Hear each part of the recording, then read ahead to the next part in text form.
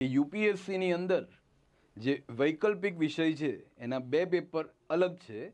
એના સિવાય જીપીએસસીની અંદર મેઇનલી ઓપ્શનલ સબ્જેક્ટ સિવાય જીપીએસસીએ યુપીએસસીની પેટર્નને ફોલો કરી છે. નિબંધમાં અને જીએસમાં એક અલગ જ લેવલનો દૃષ્ટિકોણ હવે જોઈશે, એ બધાને ખ્યાલ હોવો જોઈએ.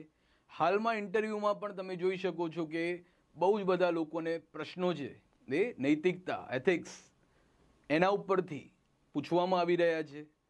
તો લાગી રહ્યું છે કે નિબંધની અંદર અને હવે એસેને પણ ખૂબ વધારે 250 માર્ક, તો જે રીતે જીપીએસસીમાં આવે છે કે 125 માર્કના 2 એસે, એ પ્રકારે એસેનું નવું પ્રકારનું કહેવાશે કે પેપર છે એની પેટર્ન આવશે. તો એમાં વધારે ચિંતા કરવાની જરૂર નથી. જે હજી સુધી આપણે પેજ લખતા હતા એમાં એડિશનલ 2-3 પેજ લખવાની ખાલી આપણે આદત પાડવાની છે.